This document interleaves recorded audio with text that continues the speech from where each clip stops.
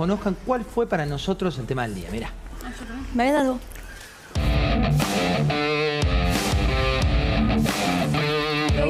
El presidente Javier Milei se refirió a una declaración del CEO de Neumann. Un robo las cubiertas. Eran carísimas. Soy el primero en reconocerlo. Y yo digo que estaban robando las multinacionales, Sí. nosotros los empresarios, porque teníamos una marca que no era real. Nunca ganamos tanta plata en ese sentido como cuando nos permitieron hacer lo que estábamos haciendo. Esta es la razón por qué los argentinos vienen a Chile. El precio de una cubierta en Argentina, la cubierta o neumático más económico, vale 120 lucas, muchachos, es algo realmente impresionante. En ventastor.cl los precios parten en 29.000 pesos, 29.900, 30 lucas, 30 lucas, 30 lucas. Nuestro país hoy no nos está apoyando y la industria está muriendo lentamente, pero drásticamente también. O sea, hoy fabricar en este país es asfixiarte, o sea, no podés tener respiro, y tener locales y apostar y dar trabajo es prácticamente no poder dormir. El único tema que uno ve como comerciante es que está entrando demasiado de afuera, de importación. Ninguno de los que hacen ropa acá en Argentina puede competir contra la mercadería que viene de China. Me parece que hay que ser realista, que hay de todo y que está bien poder traer y comprar cosas, pero hay que cuidar la industria, porque de eso vivimos, hemos apostado muchísimos años, colegas, yo tengo muchísima gente que vende telas, que vende cosas increíbles, y estamos todos de a poco, che, ¿qué hacemos? ¿Cerramos? ¿Qué hacemos? Porque hoy cerrar parece un alivio. Hoy cerrar parece que es el camino hacia donde ¿Vos lo estás pensando, Paz? Es muy probable que lo haga. ¿Qué marca es el saco que tiene puesto? No tengo. Máximo Duty. Confirma lo que te dije. ¿En dónde? ¿Comprado en? Estados Unidos. Algunos se preguntan cuál es la victoria, ¿no? Si industria nacional, si importado, si es una dicotomía. Me acuerdo, Cristiano, cuando hablábamos del campo contra la industria contra el campo. Es blanco y negro, ¿no? Sí, sí. Bueno, a ver. En todo caso, la industria, como se ve, la industria pesada, hace 20 años que pierde gente. Eso lo sabemos, es histórico. Es histórico en el mundo. También porque muchas cosas se van automatizando, sí, y en realidad muchos productos hardware son commodities que se fabrican con enorme economía de escala, muchas veces en China, muchas veces en otros países. Entonces, la nueva industria está creando puestos de trabajo, pero no sabes cuánto se crea. Bueno, porque la mayoría está automatizado, dice sí, usted. La cosa vieja está automatizada. Lo nuevo tiene ideas, creación nueva, de inteligencia artificial. En un país que es 7 veces más grande que Italia y tiene menos población que Italia, ¿te parece que puede en serio haber un problema de desempleo? Hay una cantidad de trabajo para hacer en todo el país enorme. Pero, ¿qué está pasando? Pero es un momento en el cual hay transición. Lo sabíamos todos. De un modelo a otro. De un modelo a otro. Eso no hay ninguna duda. Y por ahora, cuando no, ¿por qué no está? Hay problema. Es obvio que íbamos a tener problemas, pero muy rápidamente estamos cambiando a un país moderno. Tenemos acá a una jueza laboral que es la temperatura. Nosotros muchas veces consultamos abogados y demás, pero no tenemos la temperatura de lo que ocurre en la justicia concretamente. ¿Qué es lo que pasa en la justicia? Se habla de industria del juicio. ¿Eso es verdad? ¿No es verdad? Se habla mucho de industria del juicio. Yo a veces pregunto qué es la industria del juicio y entonces se dicen distintas afirmaciones. Se habla de la tasa de interés, después se habla de la presión sindical, después se habla de... O sea, es como un globo enorme que nadie precisa qué es lo que se dice, pero que la gente decidió que existe en alguna medida. O sea, ¿se instaló? Yo creo que se instaló, yo creo que para nosotros es muy difícil salir a hablar. Para mí no es una cosa fácil estar acá hablando, no es mi métier ni a eso me dedico, pero tomamos la decisión en alguna manera desde la Asociación de Magistrados también de salir yo soy la vicepresidenta de la Asociación de Magistrados, o sea que represento al estamento de los jueces también, porque también hay cosas para aclarar, ¿no es cierto? Es muy fácil generalizar, es muy fácil condenar, no, de ninguna manera yo creo que somos un sector que no tiene que dar explicaciones, muy por el contrario, somos quizás dentro de como los tres poderes del Estado quienes más debemos rendir cuentas, quienes más debemos comportarnos del mejor modo, pero no desde el escarnio, ¿no? Sino desde abrir el debate. Y hablar un poco de qué es lo que pasa. Yo escuchaba hablar cosas como acuerdos con peritos, con médicos, y si el que conociera realmente el proceso como es, el que los conociera laboralistas, ¿no? Claro, ¿viste? Mucho de las costas, de la ganancia. Bueno, el tema de las costas, pero también hay que aclarar que ahora hay una ley nueva que hace tiempo que no te permite vincular las costas de un accidente de trabajo al porcentaje del juicio, y que la mayoría de los jueces acatamos esa norma, y que el que no la acata tendrá que ser analizada su conducta a través de los mecanismos constitucionales que existen, ¿no? Voy a poner un punto ahí para charlar, porque se habló mucho del rol del empresario, de los lugares. Yo me acuerdo cuando Cristiano, cuando pocos hablaban, decía que el gobierno en su momento de Cristina eran Alibaba, ¿cómo lo decía? Alibaba y los 40 ladrones. Bueno, pero apareció un empresario hoy, un empresario que le voy a compartir, que es la generalización de empresarios. Después vamos a ver también qué opina la sociedad. Me refiero a Roberto Méndez, que es el titular de Neumann. Hoy lo vieron en la pantalla de La Nación Más durante todo el día, pero me gusta traerlo al debate para que Cristiano nos cuente desde sus zapatos, para que Diana nos cuente desde los suyos, y Sofi, que hoy toda la semana metió la cuchara en lugares, en campo minado, nos describa qué es lo que está pasando. Mirá. Yo digo que estaban robando las multinacionales, nosotros los empresarios, porque teníamos un marca que no era real. Nunca ganamos tanta plata en ese sentido como cuando nos permitieron hacer lo que estábamos haciendo. Veo bien lo de Schwarzenegger cuando dice que va a obligar a todas las empresas a adecuarse a una rentabilidad normal, que sería alrededor de un 20%. En un momento estábamos marcando con un 60-70%. Al bajar la rentabilidad que está en todo el mundo... ¿Cuánto es la rentabilidad normal? Bruta, bruta, después viene todo. Antes de impuestos. Sí, bruta antes de impuestos es. Antes de impuestos. Sí. Tenemos que marcar no menos de 22%. Porque los impuestos en Argentina no son los impuestos que puede tener Europa o Estados Unidos.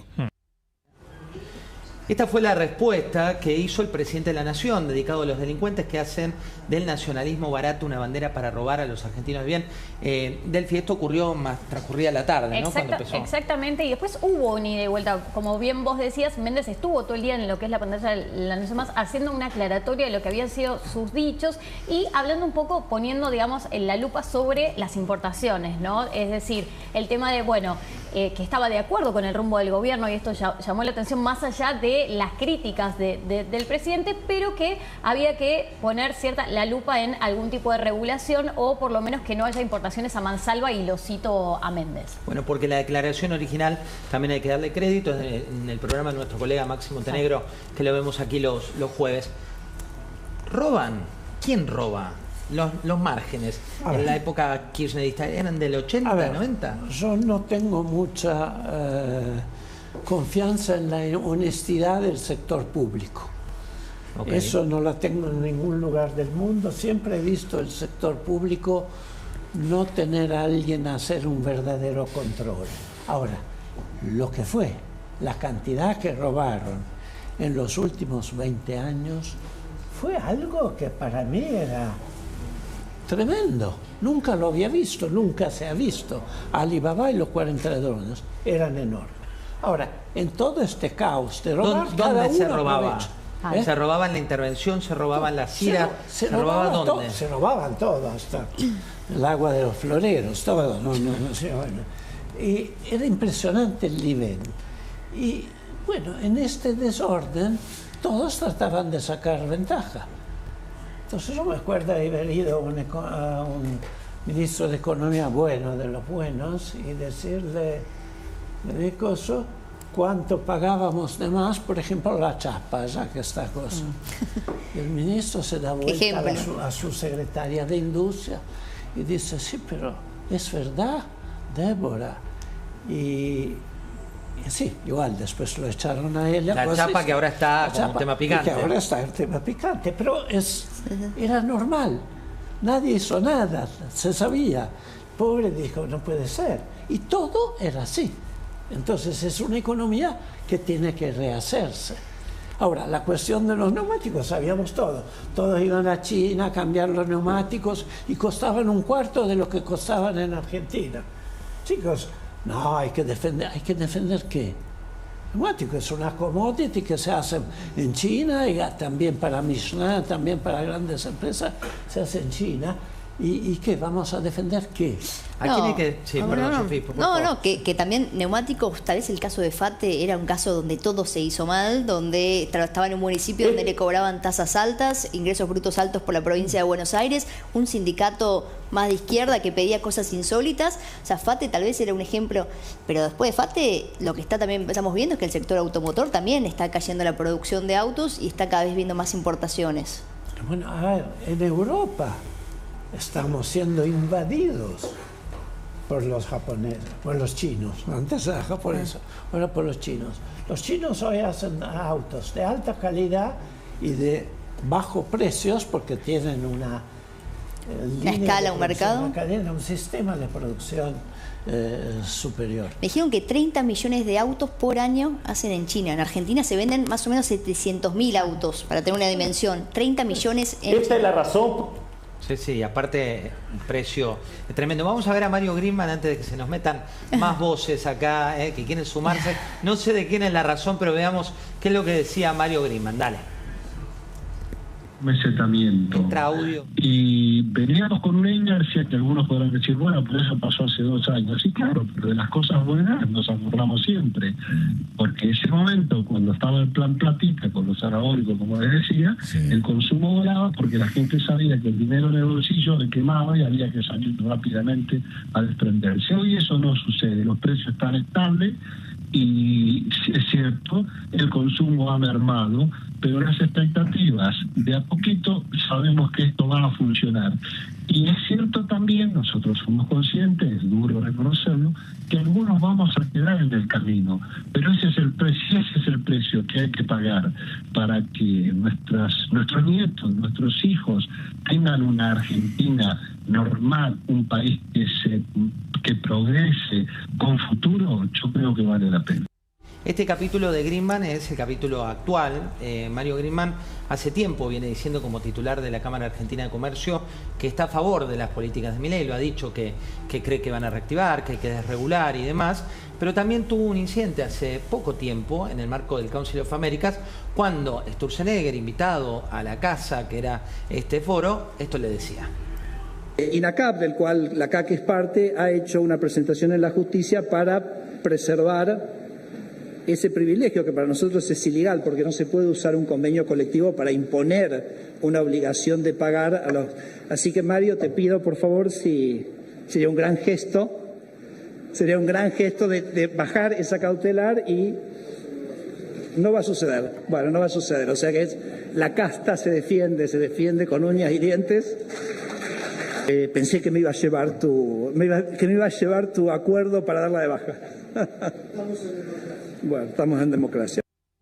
Dayana, ¿cuál es el rol del empresario? Vos sos economista, se habla mucho de empresario. ¿Cuál es el rol de un empresario? Bueno, el rol del empresario es trabajar para crear valor y digamos, crear un valor en un contexto. Y los contextos importan, ¿no? Entonces, acá el contexto en el que Argentina se crea valor, el empresario, siempre es visto como malo. Y en realidad no es una cuestión ideológica, es porque efectivamente algunos se la llevaban toda, porque acá en Argentina ser empresario era, durante muchos años, hacer negocios con el Estado, haberla heredado y nunca haberla hecho bien a vida, ¿no? O sea, nunca plata genuinamente ganada. ¿Por qué? Porque existen todas estas cosas que se están removiendo. Beneficios para algunos sectoriales, beneficios que te pongo un arancel más alto para que tu empresa de neumáticos pueda vender, así sea que los argentinos tengan que viajar a Chile y hacer cosas ridículas. ¿A vos te parece que era normal que cuando vos pases la frontera te tengan que requisar a ver si tú tenías la huella de la goma limada o no. ¿Eso es normal? Esa no es una Argentina normal. Normalizamos muchísimas cosas. Esta definición de empresario que vos hacés, hace un tiempo, Marcos Galperín, en una charla de conversaciones en La Nación, definía al empresario. Me acuerdo el revuelo que generó su definición de empresario. Pero bueno, básicamente es parte de lo que vos decís. Mirá cómo lo decía. Cuando uno le pregunta a la opinión pública en la Argentina cómo define un empresario, la mayoría dice egoísta, soberbio, prebendarios. Esto no es empírico, sino un estudio que se realizó. ¿Coincidís con esto? ¿Es culpa del silencio de los empresarios? Yo creo que hay dos tipos de empresarios en Argentina. Creo que hay unos empresarios increíbles, gente como Roca, Pagani, Federico Brown, Carlos Míguez, que realmente han hecho cosas, Hugo Sigman, impresionantes, han construido empresas impresionantes desde la nada, son grandes emprendedores en realidad. Y después hay empresarios que se han dedicado a hacer negocios con el Estado, detrás de puertas cerradas, en ambientes muy poco transparentes, y les ha ido muy bien, probablemente a ellos y probablemente también a los políticos. Creo que la imagen esa que vos mencionabas está más basada en ese segundo grupo de empresarios. Bueno, empresario es el que toma riesgo, y en ese riesgo me interesa la temperatura de la justicia. ¿Qué está pasando hoy? ¿Hay mayores juicios por salida de empresas? ¿Hay una temperatura que cambió? ¿Cómo lo está viendo? Antes que nada, digo, empresario también, sobre todo en relación a las pymes, es decir, que provee el 80% de mano de obra en nuestro país. Nosotros también lo tenemos aporta valor en eso. Sí, claro. Que crea valor. Y genera mano de obra también. Sí. El tema es así. Nosotros veníamos hasta el mes pasado recibiendo más o menos un caudal similar al que veníamos recibiendo en los últimos 3 años, que son aproximadamente 5.000 causas por mes en todo el Fuero Nacional del Trabajo. Fuero Nacional. ¿Qué sucede?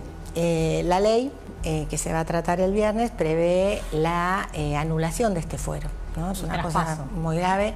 Sí, no solo traspaso, porque nosotros veníamos hablando con el Ministerio de Justicia en relación a un traspaso de competencias, es decir, que el encargado del edificio, de este edificio, litigue en la ciudad, ¿no es cierto? Pero hay otras competencias que tiene el Fuero del Trabajo, un fuero histórico que tiene más de 80 años, que el proyecto de ley dice se va a cerrar esto va a agotar, no va a recibir nuevas causas y va a pasar a la Justicia Contencioso Administrativa Federal. Eso institucionalmente es una cosa muy grave, tremenda, pero además en alguna medida produjo, yo no sé cuál es la causa, supongo que quienes tienen ya su intercambio telegráfico terminado y todo, quieren iniciar el juicio, y yo noto un incremento muy grande en los últimos 15 días, podría decir el doble o un poco más. ¿Y cuál es la razón? Perdón.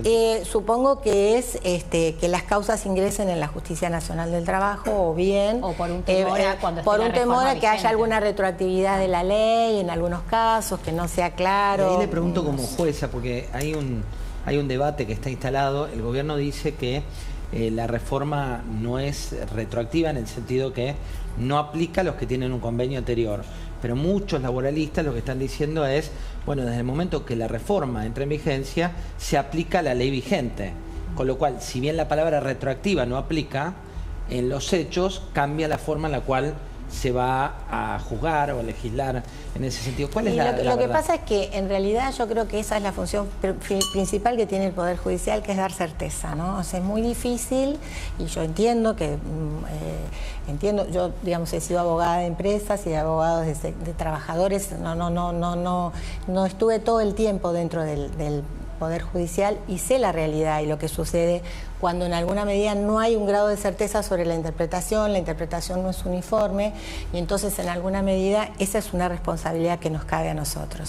Va a haber que verlo en qué caso, porque por ejemplo la ley bases en algunos artículos se aplica a partir de su vigencia y en otros se aplica a partir del inicio de la relación. No es tan sencillo decir cuánto.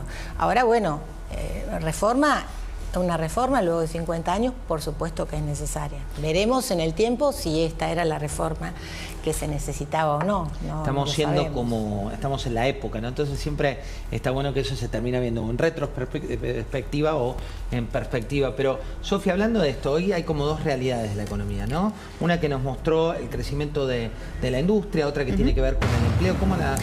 Salieron datos ayer de actividad económica y la economía creció 4,4% del PBI el año pasado, mucho mejor de lo que esperaban los analistas económicos. Esto se debe a que el último mes, sobre todo, fue muy bueno en cuanto al agro. Hubo una muy buena cosecha del trigo y eso impulsó la economía. Pero hay un debate, porque también fue la primera vez desde que se mide la serie de la economía que creció la actividad económica, pero no creció la cantidad de puestos de trabajo en relación de dependencia, puestos de trabajo formales.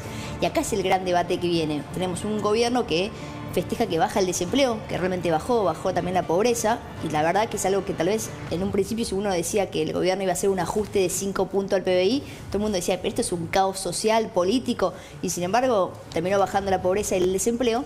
Y después hay un sector que dice, pero ojo que los sectores que más crecen en este modelo económico, que es minería, que es el petróleo y gas, que es el agro, que es el sector bancario, no generan puestos de trabajo formales. De hecho, está cayendo la cantidad de puestos de trabajo formales, más o menos 300.000 puestos de trabajo menos en los últimos 2 años.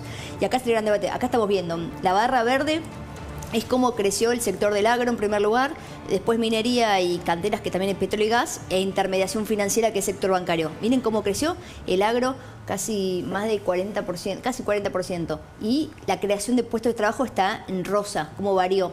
Es decir, que minería e intermediación financiera no solo no crearon puestos de trabajo, sino que cayeron la cantidad de puestos de trabajo.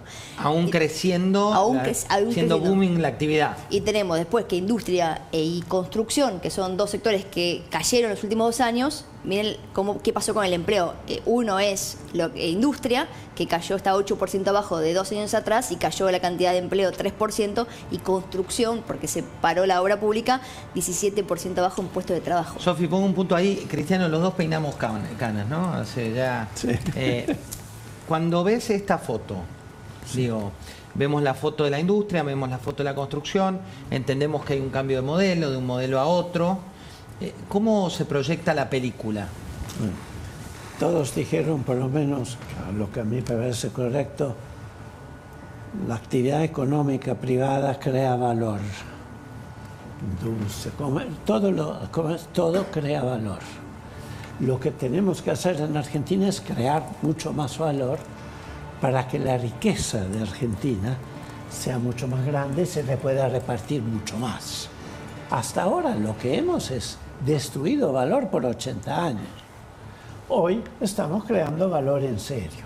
Ahora, Galperín es una empresa que vale a nivel mundial. Es una empresa extraordinaria. Entonces, esos ya son empresarios a nivel mundial. ¿Cuántos unicornios tenemos? Bastante. ¿Qué es un unicornio? Es un unicornio que da ciertos servicios de alta calidad y que gana mucho porque es el que sabe darlo, que tiene el know-how para darlo. El mundo cambia hacia eso, hacia los unicornios, hacia todo eso.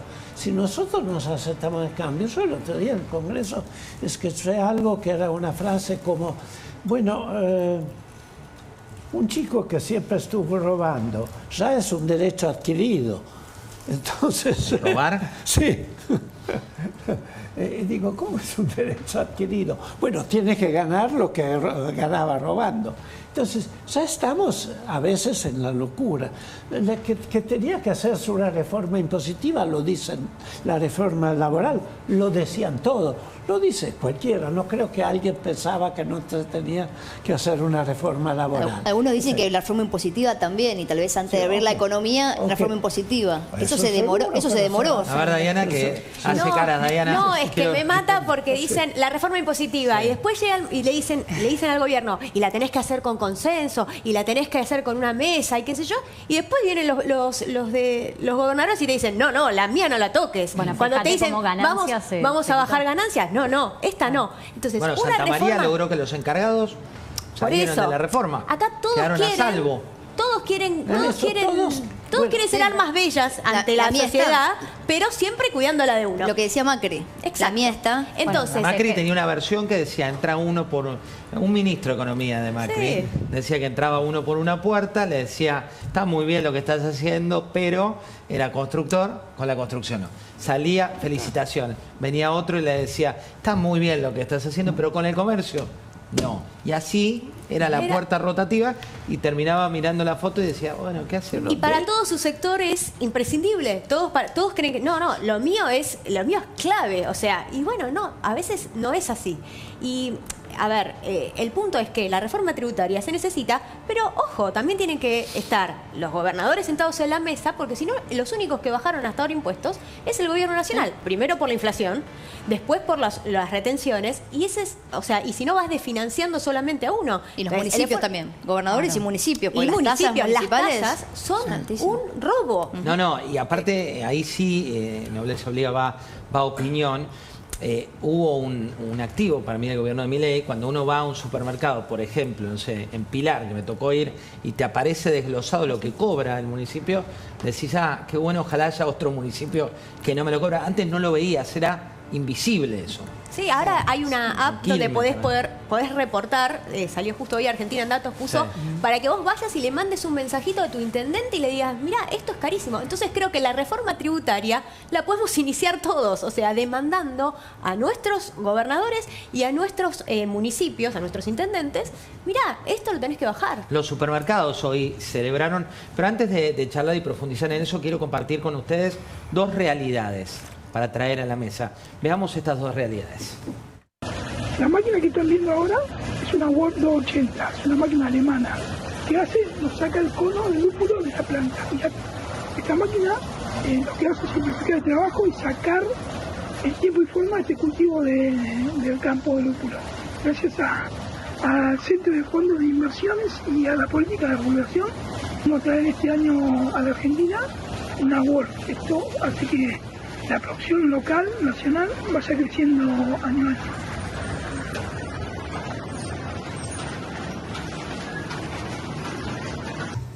Un desastre, mirá. Este es mi negocio, mirá. Este es mi negocio, mirá. ¿Vos ves personas? No hay plata, papito. Ponete a hacer algo. Ya vamos más de 2 años. Y la gente clase media y clase baja no aguanta más. ¿De qué vamos a vivir? ¿De qué me sirve tener un negocio, mirá? Del lado izquierdo de la pantalla veían algo que subió el ministro de Desregulación, Federico Sturzenegger. Del lado derecho es uno de los tantos tweets de Chaco, era en ese caso de la provincia de Chaco, hablando de la situación de consumo. ¿Puedo agregar? Yo los escucho hablar, escuchaba los datos que vos dabas, me acordaba de la reforma que hubo en la década de los 90 y pienso, para completar un poco, ustedes saben más en términos de producción y de economía, pero yo lo miro desde el punto de vista institucional, ¿no? Entonces digo, no creo que una ley pueda crear empleo, quizás era necesaria una modernización, digamos, no tengo dudas que había que ayornar una ley de hace más de 50 años, yo tengo hijos, a nadie le interesa trabajar 30 años en el mismo lugar, el mundo cambió.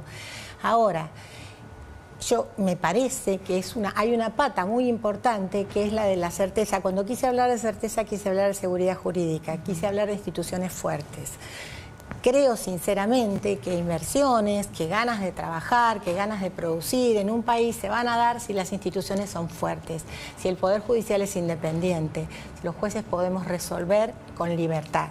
Me parece que es una base, es una pata que no tiene nada que ver ni con los números ni con la economía, pero que hace a la institucionalidad de un país. ¿Y en qué está fallando la institucionalidad en la Argentina hoy? Bueno, en este momento, por eso te digo, que exista un proyecto de ley, que en el mismo proyecto de ley se establezca el cierre de todo un fuero del trabajo, el cierre, y que es prácticamente la remoción de los jueces, sin un proceso constitucional e institucional, que es lo que correspondería, es gravísimo. O sea, hablamos de la industria del juicio. Yo no tengo problema, te aclaro todo, te digo cuál es el proceso, te explico por qué los procesos duran el tiempo que duran.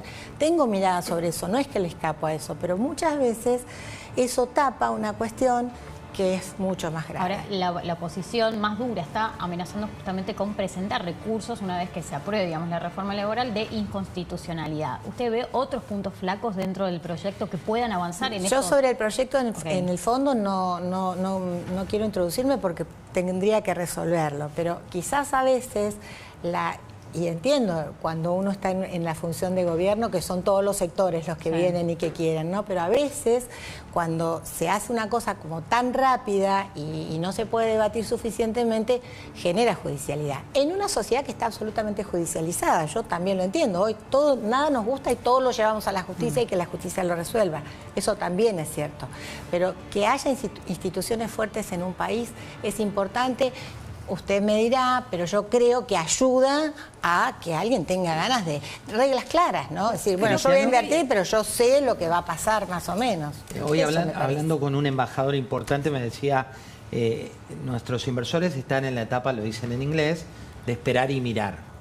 Todavía falta, después de tantos años de Argentina que va de un lado al otro, que tiene que ver con esto de reglas claras, institucionalidad y demás. ¿Cómo lo ve usted? A ver, no sé. A veces es difícil, yo estoy invirtiendo mucho de plata mía en Argentina, no más de compañía, ¿sabes? Como inversor. Como inversor, pero no en financiera. En hacer una red de helicópteros, de cosas, tenemos 12, hacer trabajos offshore, los que vuelan sobre Buenos Aires, hacer helipuertos importantes, mucha plata. Pero me doy cuenta que si haces las cuentas bien, diciendo, te meterías en Argentina. ¿Estamos seguros que cambia en serio Argentina? Y ese miedo de fondo lo tenés todo el tiempo. El mercado financiero en Argentina, en relación al mercado financiero en Uruguay, chicos, y ni hablar del europeo y del mundo. Hoy en Italia te endeudas al 4,5%. En Uruguay te endeudas al 6,5%. Acá a menos del 9%. Una compañía chiquita, no vayas a ver, hay uno que emitió un bono al 7,5%. La compañía normal se endeuda al 9% en dólares. Ahora, la moneda fuerte es dólares, seguimos jugando con este peso. Pero la verdad que la gente que trabaja en blanco, en dólares gana el doble de lo que ganaba 2 años atrás. ¿Y cuál es la real moneda? Es el dólar. Entonces, eso de correr atrás de una inflación en pesos, que entonces va. La verdad que después tendremos que terminarla, porque la verdadera moneda es el dólar.